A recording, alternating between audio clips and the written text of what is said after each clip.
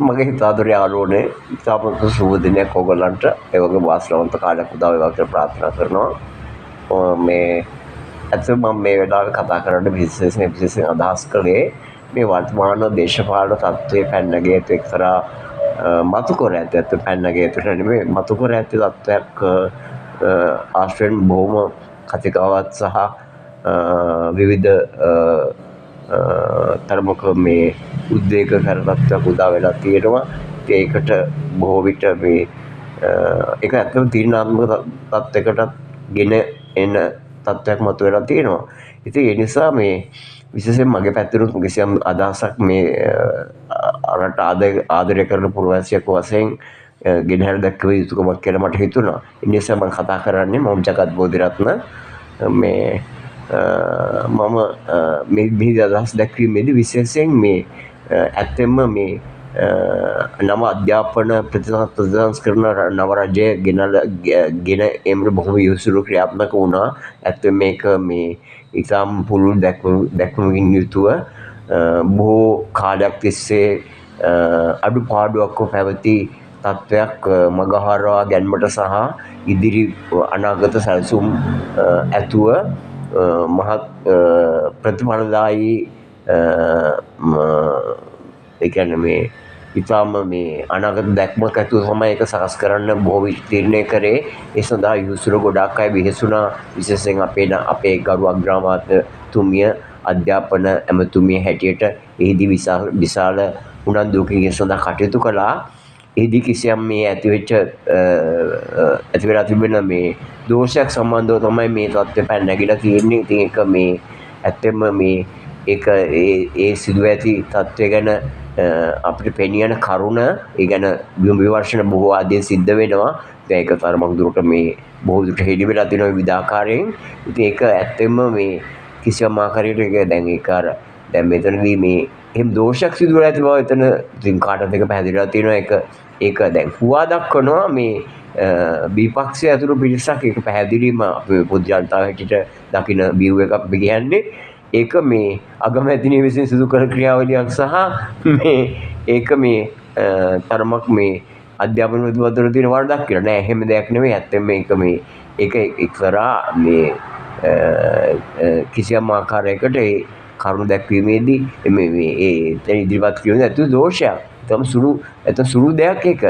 ඉතින් සුළු දෙයක් වුණත් ඒක ඉස්මතු කරලා විශේෂයෙන් හැබැයි එතන ඇත්තට මේ ඒ දෝෂේ තියෙන අඩුපාඩුව මේ අපි මේ අවතක්සේරුකම කියන්නේ ඒක ලඝු කරලා කියනව නෙවෙයි. නමුත් මේ ඒක මේ ඒ වගේ දේවල් සිදු අනිවාර්යයෙන් මේ දේවල් සිදු නොවිය යුතුයි. ඒකට අපි ආයුතුයි.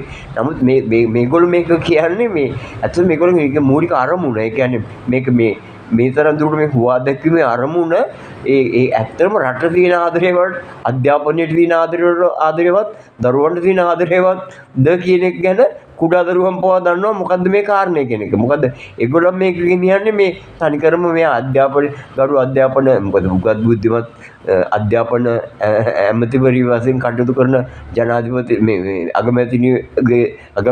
අගමැතිනියට එරෙහිව කරන දේශපාලන කුමන්ත්‍රණයක් බව ඉතා පැහැදිලි කුඩා දරුවන්ට පවා. ඒ නිසා එහෙම තත්ත්වයක් අපි කිසිසේත්ම අනුමත කරන්නේ නැහැ. එහෙම තත්ත්වයක් නෙවෙයි.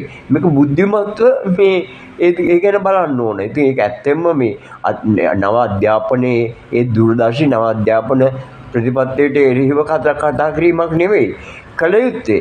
මේ හෝ අගමැතිනියට එරෙහිව කතා වුණා. මේ සිදුව ඇති දෝෂ සකස් කර ඒක ඒ අඩුපාඩු සකස් කරලා ඒ නැවත මේ ගත යුතු ක්‍රියාමාර්ගය හරියට ඉදිරියට අඛණ්ඩව ගෙන යා යුතු තැනටයි අපි ආ යුත්තේ. ඉතින් ඒක කරන්නේ නැතුව මේ විකාර කතා කරලා මේ රට හිනස්ස වන දේවල් වලට පත් වෙන තත්ත්වයක් මතුවලා තියෙනවා. ඉතින් බලන්න මේ මෑතක මේ මට අහන්න ලැබුණා CW කණ්ඩංගර මැතිතුමා ඉදිරියේ මේ කන්නලව් කරන්නේ මොකද්ද මේ කතාව. ඇත්තෙන්ම ඉතින් මම ඒකට නම් හොඳ කමෙන්ට් එකක් දැම්මා. මම මෙතන කියන එක හොඳ කියන එක මේ හොඳ කමෙන්ට් එකක් දැම්මා. ඒකට මේ ඇත්තටම ටිකක් උපහාසාත්මකව මොකද එවන් බෝල්ද තත්ත්වවලට අපිට නොයා යුතුයි.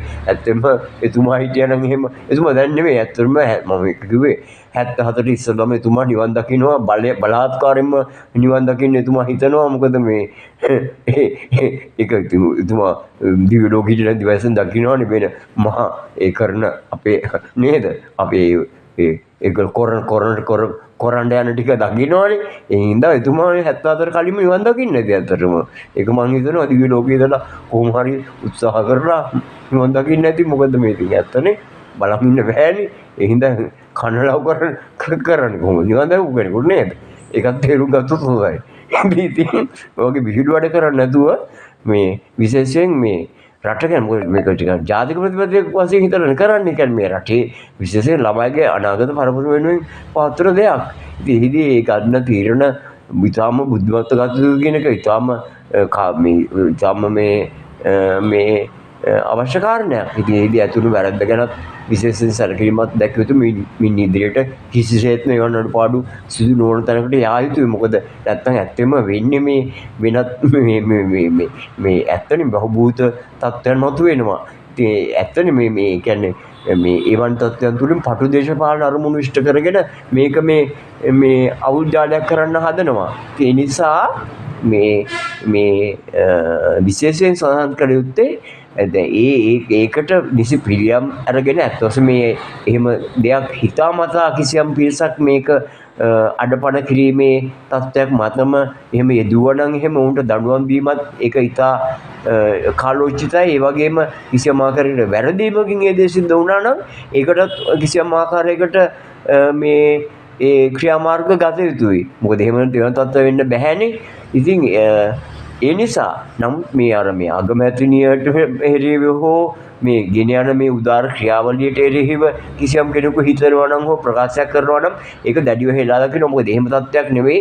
ඇත්තෙන්ම මමත් මේක එක දිගට කියා හිටියා මේ මගේ බලාපොරොත්තු නම් ඉස්සරින්දම තිබුණා. නමුත් මේ රජය පත් වුණ විගස මම කිව්වා මේක මේ උදාර අධ්‍යාපන ප්‍රතිපත්ති මාලාවක් තුලින් ඇත්තටම ලංකාව මේ මතු අනාගතයේදී නුදුරු අනාගතයේදීම විශ්ව අධ්‍යාපන කේන්ද්‍රස්ථානයක් කරා යොමු වනු ඇතයි දකින්න එක තමයි මගේ බලාපොරොත්තුව කියන එක. මොකද එහෙම වුණොත් තමයි මම හිතනවා ඒක හරි යෝග්‍ය තත්ත්වයක්. මොකද අපේ සම්පත් මේ කියන්නේ අපේ ඥාන සම්භාරය ගත්තොත් ළමයින්ගේ විශේෂයෙන් තරුණ මේ ජෙනරේෂන් එකේ හරිම ඉහළයි. ඉතින් ඒවා භාවිතා කරලා අපිට මේ හොඳ තැනකට රට ගන්න පුළුවන්. ඉතින් ඒක ඇත්තටම විදේශ කියන්නේ විනිමය උපයන්නත් ඒ කියන්නේ ආර්ථික තත්ත්වයත් ඒකෙන්ම පෝෂණය වෙනවා. විශේෂයෙන් රටේ සංස්කෘතික විශාල සංස්කෘතික ප්‍රබෝධයක් ඇති වෙනවා. එහෙම තත්ත්වයක් ඇති වුණොත් මොකද ඒක ඇත්තටම විශ්වයේ තියෙන හැම සාරධර්මයක්ම කැටි කරගෙන අපිට ලංකාව බොහොම ලස්සනට අපේ සාරධර්මය ඔක්කොම එකතු වෙලා හරි ලස්සන සංස්කෘතියක් ඇති වෙයි. එහෙම තත්ත්වයක් ඇති වුණොත් මොකද ආර්ථිකමය මුල් කරගෙන යනවට වැඩිය අධ්‍යාපනය තුලින් හැම අංශයක්ම දියුණු කරගන්න බැලුවොත් මම හිතන්නේ ඒක හරිම වැදගත් වෙනවා අප වගේ චූටි රටකට, සුන්දර රටකට විශේෂයෙන්. මොකද අපිට මේ සිංගප්පූරුව කරන්න නෙමෙයි මේ කෝණ. ඉතින් මම කියන්නේ ඒවට පාස කරනව නෙමෙයි. ඒවට තත්ත්වයක් නෙමෙයි. අපි කොහොමද බලාපොරොත්තු වෙන්නේ අර අධ්‍යාපනය තුලින්. මොකද අර නාලන්දාව වගේ කියන්නේ අපේ රටත් එක්තරා යුගයක මතකද ඔබතුමන්ලට අපේ ඉතිහාසයේ සාධාරණ කොට අර මේ කියන්නේ එක්තරා යුගයක අර දඹදිනි යුගය කියන්නේ මේ වර්තමාන යුගයට ගලපන්න බෑ. නමුත් අර දඹදිනි කාලේ තිබුණේ අර ඒ උදාර මේ ඒ කියන්නේ සාහිත්‍යමය පැත්තේ තිබුණේ ඒ මහා නැගී සිටීම. ඒ වගේ අර මේ කියන්නේ මේ අධ්‍යාපන ශාස්ත්‍රයේ අපි දියුණුවක් ඇති කරගත්තාම ඒක ලෝකෙම ජයගත්තා වෙනවා. ඒ නිසා මගේ බලාපොරොත්තුව නම් මේවන් ක්‍රියාදාමයක් තුලින් මේ අධ්‍යාපන කේන්ද්‍රස්ථානයක් විශ්ව අධ්‍යාපන කේන්ද්‍රස්ථානයක් කරාම අපි යොමු යුතුයි කියලා. එහෙම වුණොත් නම් අපේ රටේ අනේ ආදරණීය දරුවන්ගේ අනාගතය කියන්නේ මුළු සමස්ත ජනතාවගේම සිතුම් පැතුම් මහත් ඉහළින් මල්පල ගැන්වෙනවා. ඒක ඉදිරියට හරිම වැදගත් වෙනවා. ඒක ඒ කියන්නේ විශිෂ්ටම ජයග්‍රහණයක් වෙනවා. එහෙම නම් තිරුවන් සරණ මම ඊට වැඩිය මම මේ කරුණු ඉස්මත් කරන්න යන්නේ නැහැ. ඉතින් මට තියෙන සුළු දැනුමක් ඇත්තොස්ම සෑම දෙයක් සම්බන්ධව අවංකව කියන්න ඕන. නමුත් ඒ ටික ප්‍රමාණවත් කියලා මම හිතනවා මේ කිව්ව කරුණු. ඉතින් මේ විශේෂයෙන් මේ සම්බන්ධව මට වැඩිය දැනුමක් තියෙන මේ උදාර උතුමන්ලගේ අදහස් ගරු කරගෙන මේ අර යහපත කරා අපි යමු. මේක බිඳවට්ටන තැන නම් කවදාකවත් එන්න එපා කියන එක විශේෂයෙන් දේශපාලඥයෝ ඇතුළු ඔවුන් අනුගමනය කරන කිසියම් ආකාරයක වැරදි මාර්ගයේ පිවිසෙන පිරිසකනුත් ඉල්ලා සිටිනවා. ඒ නිසා අපි හොඳ අධ්‍යාපනය දියුණු කරගත් උතුම් බුද්ධිමත් තරුණ පිරිසක් බිහි කරගෙන මේ රට ප්‍රගතිය කරා යොමු කරමු කියන උදාර බලාපොරොත්තුවෙන් මම ඕගලන්ට සදාතනික ජයක් බලාපොරොත්තු වෙනවා. එමනම් ජය වේවා. තුන්වනේ රැකවරණයි.